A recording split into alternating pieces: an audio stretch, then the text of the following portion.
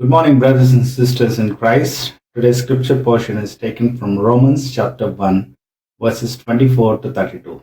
Romans chapter 1, verses 24 to 32. Therefore, God gave them over in the sinful desires of their hearts to sexual impurity for the degrading of their bodies with one another. They exchanged the truth of God for a lie and worship and serve created things rather than Creator, who is forever praised. Amen. Because of this, God gave them over to the shameful lust. Even their women exchanged natural relations for an unnatural ones. In the same way, the men also abandoned natural relations with women and were inflamed with the lust of one another. Men committed indecent acts with other men and received in themselves the due penalty for their prevention. Therefore, since they did not think it's worthwhile to retain the knowledge of God, he gave them over to a depraved mind to do what ought not to be done.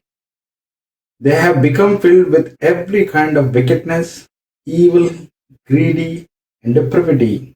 They are full of envy, murder, strife, deceits, and merciless.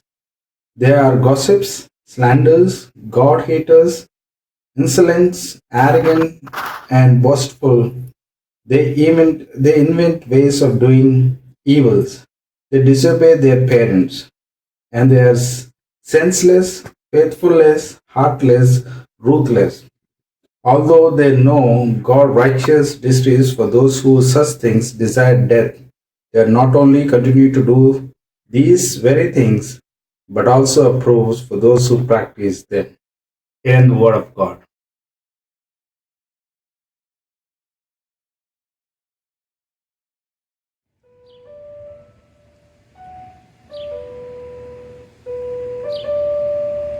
In Christ alone, my hope is found. He is my life, my strength, my song.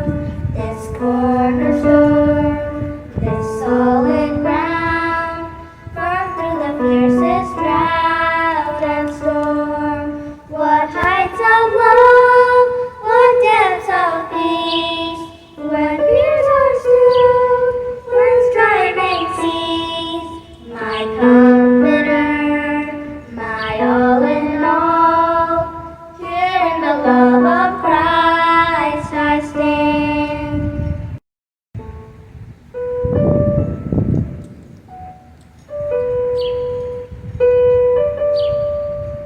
In Christ alone, who took on flesh, fullness of God in helpless faith, this gift of love and righteousness, scorned by the ones he came to save, till on the cross, as Jesus died, the wrath of God was satisfied. For every sin on him was laid, here in the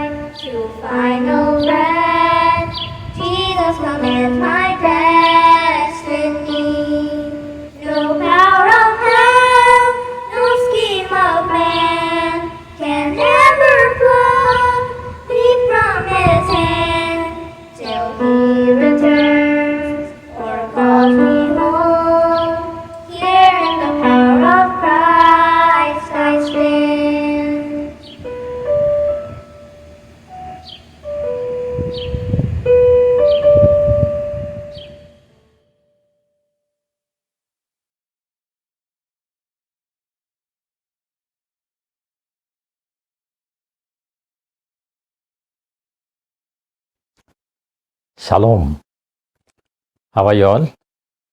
I trust that you are doing well. God is good.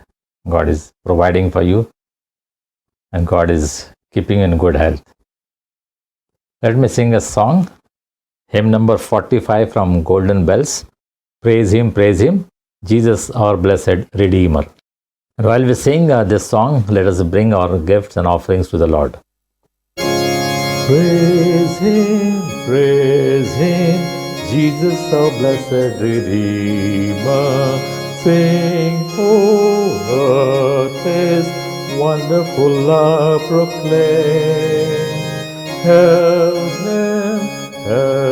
Him, highest archangels in glory.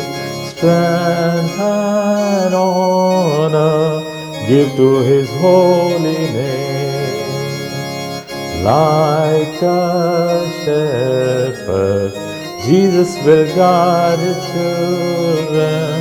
In His arms He carries them all day long. Holy saints that dwell in the mountains of Zion, praise Him, ever in joyful song. Praise Him, Jesus our blessed Redeemer. For our sins He suffered and bled and died. He, our rock of hope of eternal salvation. Hail Him, Jesus the crucified. Loving Savior, meekly enduring sorrow, crowned with thorns that cruelly pierced His brow. Once for us rejected, despised and forsaken, Prince of glory, ever triumphant now. Praise Him, Jesus our blessed Redeemer, and live forth, Lord, with Hosanna's reign. Jesus, Savior, reigneth forever and ever. Crown Him, prophet and priest and king. Death is vanquished, tell it with joy, faithful. Where is now thy victory boasting great? Jesus lives, no longer the portals are cheerless. Jesus lives, the mighty and strong to save. Let us bring our gifts and offerings to the Lord. Heavenly Father, we thank you for this time that you have given us to come together in your name. Thank you, Lord, for this wonderful privilege to gather together in your name, to sing your praises, to worship you, to thank you, to bring our gifts and offerings to you, and to listen to your word. Dear Lord, we have brought a very small token as appreciation of your love and your care for us. We thank you for your blessing that you have showered upon us. You have taken care of us, you have provided for us, you have kept us safe, you have kept us in good health. Lord, we offer these gifts and offerings before your throne of grace. We pray that you'll accept these, you'll bless them, and you'll use it for your glory, for the extension of your kingdom, for the proclamation of the gospel, for the needs of the people who are in need. Lord, we offer ourselves along with these offerings. We pray that you'll accept us, you'll bless us, and you'll use us for your glory. For we pray this prayer in Jesus' precious name. Amen. Last week we were shocked and saddened by the death of a very dear friend and brother, Mr. Sanjeev Arore. He was a scientist working in the Defense Department of Government of India. He was a very faithful prayer partner and a donor of our fellowship. Every first of the month, we gather for prayer, and he is the one who is to remind me. Sometimes I used to forget, but he used to remind me, Pastor, are we not praying tomorrow, first day of the month? So he was very gentle, very kind, very generous. He was a very spiritual person. And it's a great loss for us, for the society. And I'm sure it's a very difficult reality for the family. We join in prayer for Sister Madhuri, his wife, and their daughter Ruhama, as they go through this time of pain and sorrow and loss. Let us pray for the family of this dear brother Sanjeev Arore, who was a wonderful testimony, a wonderful servant of the Lord, I believe. He used to often read the scriptures, pray in our fellowship, and we are going to miss him. This COVID-19 has been playing havoc in the lives of so many of us. We have lost our dear ones. So many people have suffered, and it's very painful. Of course, we have the wonderful hope that in the Lord Jesus, those who die will rise again. Our Lord Jesus Christ has given us the hope of resurrection. And so we believe that all those who have gone ahead of us, they will rise first, then we will meet them when the Lord Jesus Christ comes. But until then, we have this pain of separation. So let's uphold one another. Let us go back to the study of the Epistle of Romans chapter 1. And today, the portion for our meditation is Romans chapter 1 verses 24 to 32, which was read to us by Brother Anand Potla. He is our very regular prayer partner and donor, and we praise God for his life and his fellowship with us. Verse 24. Therefore, God gave them over in the sinful desires of their hearts to sexual impurity for the degrading of their bodies with one another. First, in our study of Romans, we have seen the good news. First 16 verses, we have seen 6 times Paul mentions the word gospel, which is good news. But then starts the bad news. Along with the good news, there is also bad news. Yes, Bible is full of good news, right from the beginning, from the book of Genesis to the book of Revelation. There is a good news of God's love, God's care, God's concern for the mankind, for us. But Bible also tells us that there is a bad news. From verse 18 onwards, we are studying what is the bad news. And so today we will continue that, and verse 24 onwards, we will see the depth of this bad news. How bad the situation is, how bad the reality of life is, how bad the consequences of sins are. And here, Paul tells us that God gave them over. 3 times in this passage, we read, God gave them over. So first time here, therefore God gave them over in the sinful desires of their hearts. We all can choose. We all can choose to have desires. You know, in the world, sinful desires are glorified. You know, there was a restaurant in Sopan Bagh near our house. The name of that restaurant was Sinful Indulgence. See, the world is enticing. World is using this word. The world is using this word sin in a very attractive manner.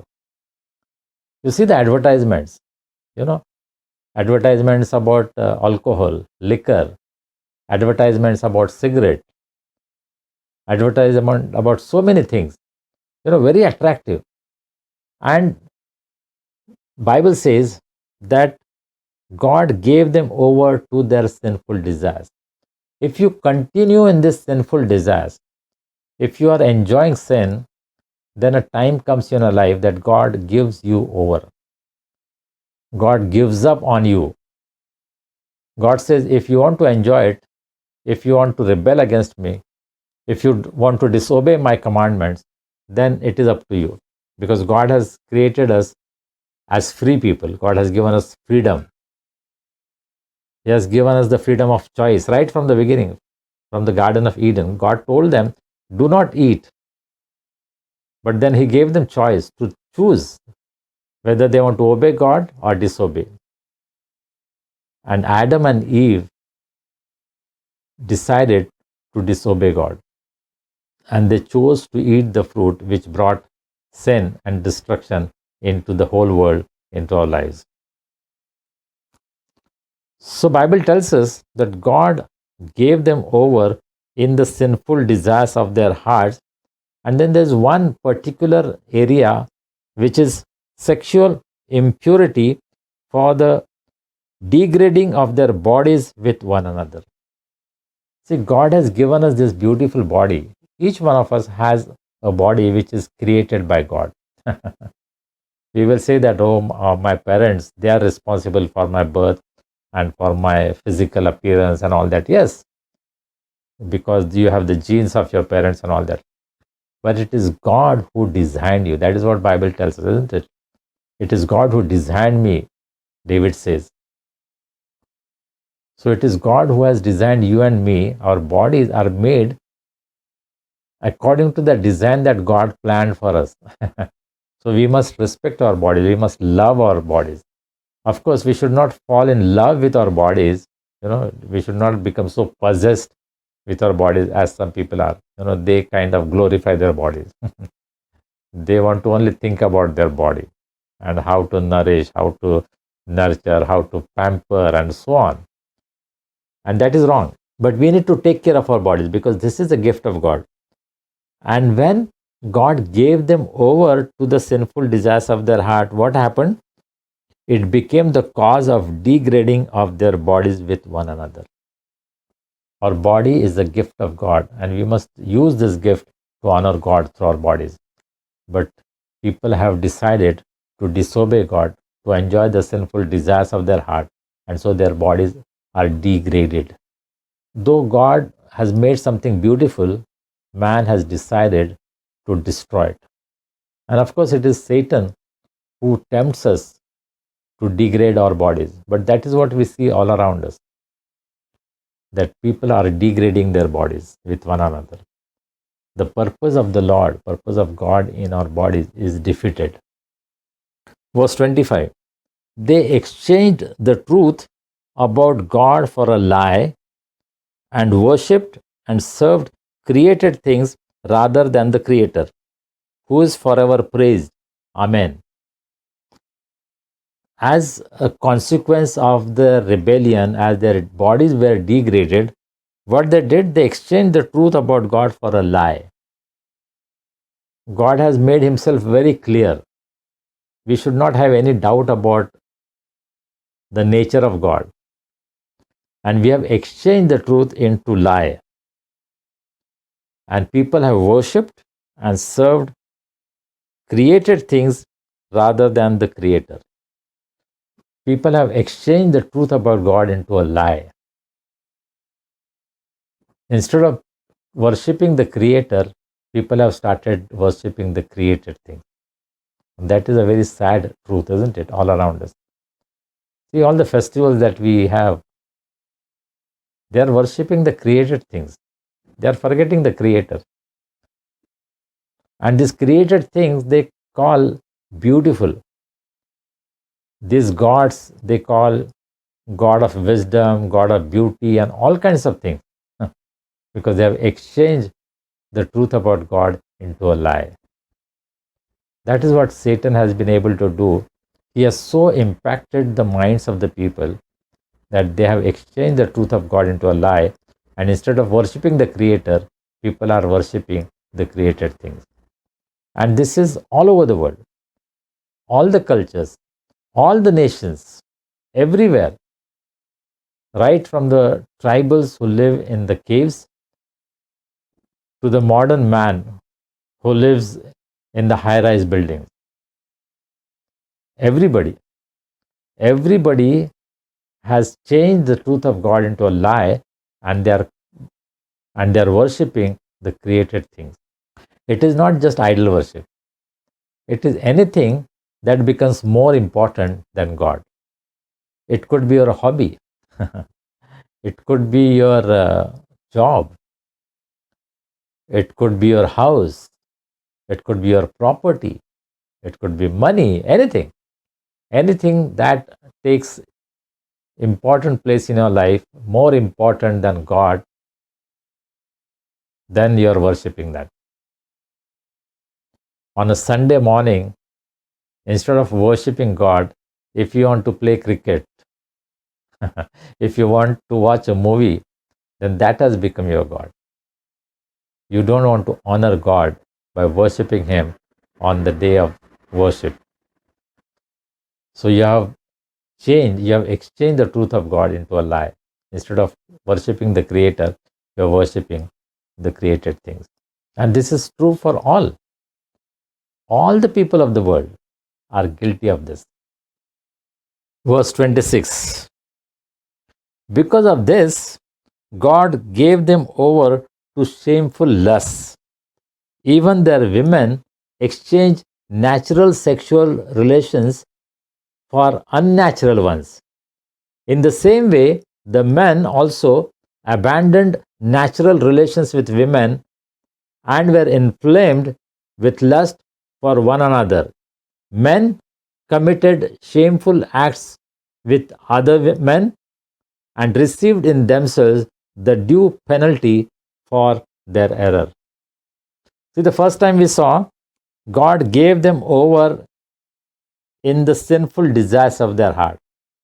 Then verse 26 tells us, God gave them over to shameful lusts. You know, the word is sex is kind of a taboo, isn't it? In the church, in the homes. We don't like to talk about it. But Bible is very clear. Bible very openly talks about it. And what is a sexual sin? Bible talks about it. Now, this is one particular sin that here Paul is emphasizing in Romans chapter 1. It is a same-sex relationship. Women having sex with women, men having sex with men. Now, we live in a world where we see this all around us. You know, we see it on the TV. There is that pride parade. We read it in the newspapers, all around us. But when was the last time that you spoke about it to your children? You spoke about it in your home. You spoke about it in the church, in the youth fellowship. We are ashamed. We feel shy.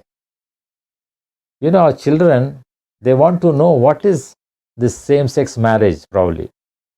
But the parents are not able to tell them. So where do they learn? They learn from their friends, from their schoolmates, from their college mates, and they get half knowledge. They do not know what is the right thing. They do not get a clear picture of what is the truth. And so our young people are getting misled. They are getting confused about sexuality. Human sexuality is something that Bible talks about. And we must be very aware of that. And we must talk about it in the home, in the church, in our youth fellowship and so on. But we feel shy about it. And then our children are learning from the wrong sources. And they are learning all the wrong things. What is the beautiful picture that God gives in His Word? We are not able to understand. We are not able to teach our children. And then they learn it in the wrong way. And that is the danger. We read here, God gave them over to shameful lusts. So women having relations with women, men having relations with men is shameful. That's what Bible declares. But then we are living in a modern world. In the Western world, we have gay pastors, we have gay bishops, we have gay and lesbian leadership in the church. That is what is practiced. See, our minds have become so corrupt with the influence of the world. And this is what our children are reading. And they think this is the right thing. I have read that in some countries they are saying that the children can decide what gender they want. So at the age of 5, 6, 7, 8, if the boy or the girl decides, if the boy decides that I want to become a girl and the girl wants to decide that I want to become a boy, they say it is okay and they help those children. This is how we have become corrupt in our thinking. We have disregarded the principles of the Bible, principles of God that are given in the Bible, and we want to follow what is happening in the world. And world is giving the picture that what is wrong, they have glorified it. And they are saying it is good. We must respect the rights of the gay people, the lesbians, and so on. Of course, we should love everybody. We should love the gay, the lesbians, everybody, because they are children of God. We have to help them find the truth in the Lord Jesus Christ. They need to be saved. They need to come out of their sinful lifestyle. But what is sin is sin. Paul says God gave them over to shameful lusts. And then he says the women exchange natural sexual relations for unnatural ones. What is unnatural is becoming natural for many people. Men having sex with men is unnatural. Bible does not allow that. Bible condemns that right from the Old Testament, right from the time of Abraham. It was there. This is a very old problem. This is not something new. Maybe we are discovering, we are thinking about it, but this is a very old problem. Bible tells us what is the right human sexuality, and the world teaches us that which is all corrupt and confused. And so our children are getting confused. And we need to help our children. We need to help our young people.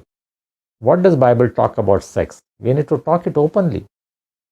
I'm glad that there are some counselors, family counselors, who are taking sessions, who are conducting seminars. And we should send our children to such seminars so that they will understand, they will know what is the right concept. What does God think about man-woman relationship? Does God allow woman-woman, man-man relationship? Is it accepted by God? These things we need to teach our children so that they are not deceived by Satan into something that is false. These days on WhatsApp, there are lots of fake news. Every now and then you will get some post which says Amazon is celebrating their anniversary, that they are giving laptop free. And then Honda is celebrating their anniversary, so they are giving cars free and all kinds of things. And we are so gullible. I see some Christian leaders, this is all fake, this is all false news. They are stealing our data. Recently on one group, in one of our UBS friends group, my friend Reverend Raju Bhagwat, he questioned, when we send such kind of news, we are giving access to our data to these people who are stealing our information from the internet. And we are so gullible. We are so naive. We are allowing people to steal our information. And this is what is happening. The lives of our children are stolen by Satan because we are not telling them the truth. The truth about sex should be taught to our children. What is the right kind of sex? What is the wrong kind of sex? We need to teach our children. If you are not capable, we should lead them to the people who will teach them? When my daughter was in the school, I gave her a book. I was not able to explain to her about sexuality, so I gave her a very good book, a Christian writer who had explained, how the human body is, reproductive organs, and things like that, so that children understand. And I was very genuinely interested to teach my daughter so that she will learn what is right thing. It was a very good Christian book. And all the parents should be concerned about their children, that they read and understand what is right.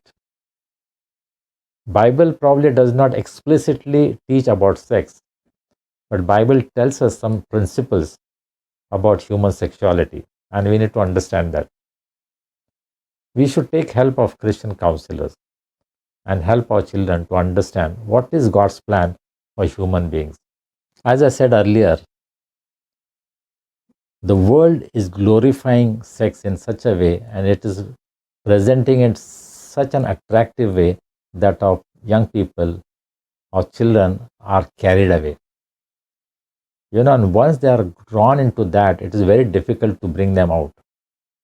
And right from the early age, we should teach them what is the right thing. What does God expect of us? What is God's desire for my body? How I must honor God in my body. We need to teach this to our children. And so they will not be carried away by what they hear in the world, what their friends are talking. Because their friends are talking what the world teaches.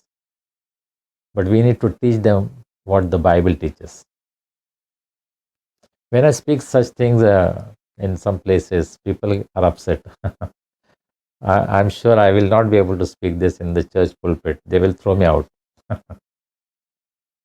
But it is time that we realize that we must educate our children. We must give them the right direction in their life. Some pastors get very upset with me because I forward some information about this, what is the Christian attitude to sex and things like that. And some pastors have blocked me because they think I am talking nonsense. I'm talking what is written in the Bible, what does Bible wants us to understand. But they do not want to accept that, because it is a taboo, isn't it? We don't talk about such things. We hear in the papers that a 50-year-old man rapes a 6-year-old girl. That we can read. But we do not want to talk how our children are very vulnerable. How the people around us in the world can exploit our little children. We need to educate them. We need to help them so that they'll be safe. They must understand what is a wrong touch. They must stay away from such people. And it is time the church realizes and teaches these things to the children, to the young people. After hearing all this, I think some of you will stop listening to me. Some of you will not like to attend this online worship because I am talking such things so openly. But these are the facts, isn't it, of life? I need to discuss this openly so that our children are not deceived, not led into something terrible, something wrong. We need to be on guard. The last part of verse 27 says, "And they received in themselves the due penalty for their error." See, by accepting this lifestyle, they are already punished. They have already received in their body the punishment.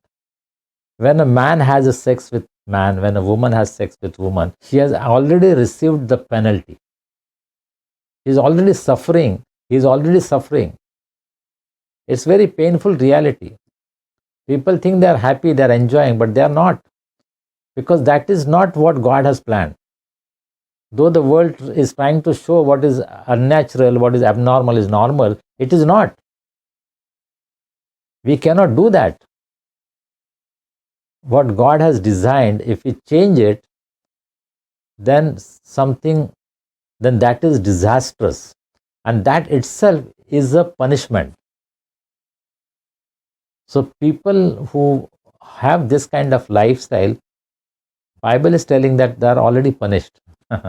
Forget about the punishment that God will give them at the judgment. In their body, they have already received the punishment because they are not living a normal life. It is not a wholesome life. They cannot really enjoy that life. And that is a very sad thing. Now, we as believers, what is our approach? What is our attitude? Or if people are caught up in this kind of lifestyle, we have to love them. I don't think the churches can be closed for these people. No, churches should be open because God loves all sinners. There is no difference between us and them. It is only because we have been saved by the grace of God and they are not saved. But otherwise, there is no difference. We are all sinners. We are saved by grace and they need to experience the grace of God in their lives. So we need to reach out to such people who are caught up in this kind of lifestyle. We know it is wrong, but they don't know. So we have to help them understand.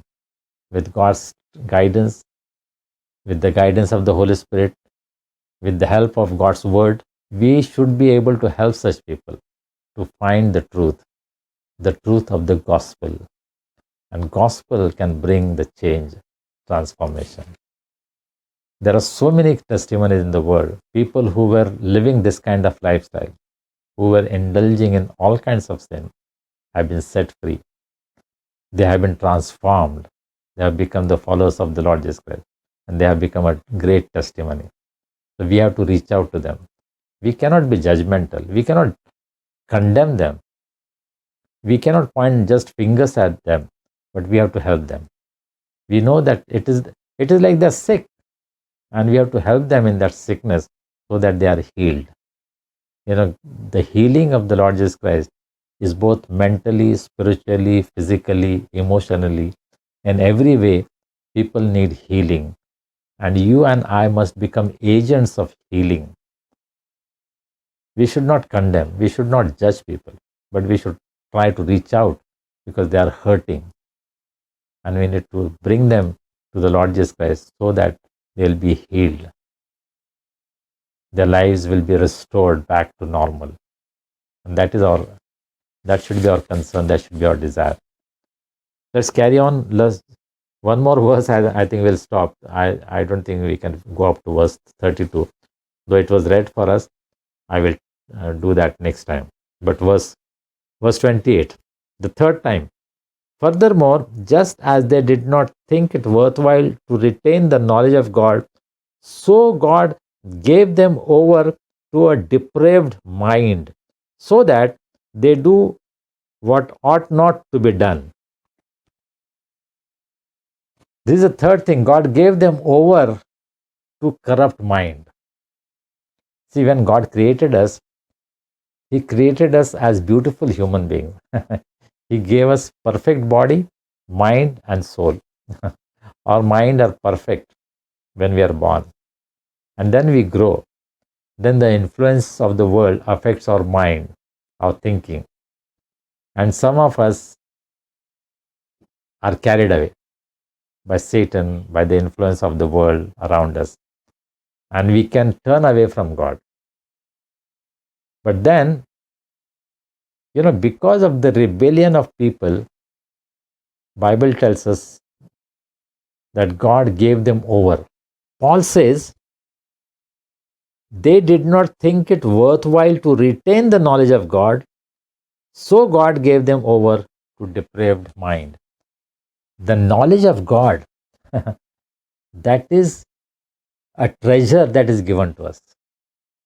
That is the legacy that has been given to us through our forefathers, through our parents, through our church. The knowledge of God is something that is given to us. When we go to the Sunday school, we learn the things of God. We learn the stories of the Bible. That is the knowledge of God being imparted. In the youth fellowship, we learn about God. In the church, we learn about God. So God is giving His knowledge. But if you do not want to retain, then God gives us up And that's a very sad situation that God gives us up. If God gives us over to anything, that is the end of our life. There is no hope. There is no hope for us. 3 times Paul says God gave them over. First time, God gave them over in the sinful desires of their hearts to sexual impurity. Verse 26, God gave them over to shameful lusts. And then verse 28, God gave them over to a depraved mind so that they do what ought not to be done. We wonder, isn't it, in the church, in the world around us, that why people do such wrong things. Why an elderly person assaults a young child sexually. We wonder. But this doesn't come just suddenly. Because these people have been indulging in the wrong things, they could not retain the knowledge of God. God gave them the knowledge of Himself, but they did not want that knowledge. They threw that knowledge. They refused that knowledge. And so God gave them over to corrupt mind. And we see all around us how people are corrupt in their thinking. And therefore they do all kinds of wrong things. They know what is right, but they are not doing it. They are doing all the wrong things.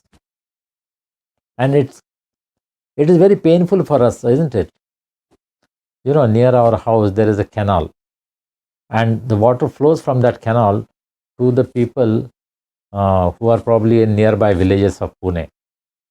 And that is probably drinking water for them.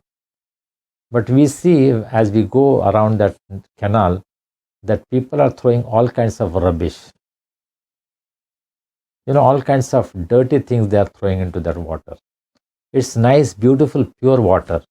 But people are throwing away all rubbish, all dirty things into that. Now these people understand that this is good water, and yet they are spoiling it because their minds are corrupt. They cannot think right. They know that this is not good, but yes, they cannot think right. They are doing all the wrong things. William Carey brought a great revival in this land. Dr. Vishal Mangalwadi says that William Carey is the architect of the modern India. What we see this modern India, William Carey started that process. And how? Because he brought Bible to India. He gave Bible to the people in India. And Raja Ram Mohan Roy understood this. When William Carey was talking against the evil practices in the religion, Raja Ram Mohan Roy understood that this is wrong because he saw temple prostitutes. Women were offered as dasis, as slaves to God, who became prostitutes for the worshippers. And I understand this is practiced in Nepal also. In Saundatti near Belgaum, women are offered to the gods and they serve as temple prostitutes. And Raja Ram Mohan Roy saw this and he wanted to stop that. And he realized the root problem was idol worship. And so Raja Ram Mohan Roy did not accept idol worship. He refused to have idol worship. Because he knew that because of idol worship, these people are bringing all kinds of wrong things. See, because man's mind is corrupt, he is doing all the wrong things. And God wants to change that mind. We have been thinking about the bad news. And we'll continue to see many things. In this chapter 1 itself, till verse 32, there are many other things that we will discuss. But next time. God bless you all. Take care. Let's pray. God, our loving Heavenly Father, we thank you for this day. Thank you for taking care of us, keeping us safe, keeping us in good health. We thank you, Lord, that you are helping us with your knowledge, the true knowledge of the Word of God that gives us life that protect us from the corruption of this world. We pray especially for our children, for our young people, as they are faced with many temptations, the influences of the world. Lord, that your knowledge will help them to walk on the right path, that they will know you and walk with you. Help us, Lord, to teach our children the word of God, so that they will not be deceived by Satan and the influence of the world, but that they will walk in the way of the Lord. Lord, we pray for those who have lost their dear ones. Pray that you will comfort them, you will give them your peace. We especially want to pray for the family of Brother Sanjeev Arole, Sister Madhuri, and their daughter Ruhama, that you will take care of them, you will grant them your peace. We pray for those who are sick and suffering and discouraged. We pray that you will touch them, heal them, comfort them, strengthen them. We pray for those who are celebrating their birthdays and wedding anniversaries and special occasions. Lord, we pray for your abundant blessings upon them. We pray that you will provide every need in their life and you will make them a great blessing to people in their life. Lord, we commit ourselves into your hands. Be with us, take care of us, keep us safe, keep us in good health, and bring us back again so that we can worship you and we can listen to your word. We commit ourselves, Lord, into your hands. And with thanksgiving, we pray this prayer in Jesus' precious name. Amen. Let's say the Lord's Prayer. Our Father, who art in heaven, hallowed be thy name. Thy kingdom come. Thy will be done in earth as it is in heaven. Give us this day our daily bread. Forgive us our trespasses, as we forgive those who trespass against us. Lead us not into temptation, but deliver us from evil. For thine is the kingdom, the power, and the glory, forever and ever. Amen. And now the grace of our Lord Jesus Christ, the love of God, and the fellowship of the Holy Spirit rest and abide with each one of us, our families, and all God's people, both now and forever. Amen.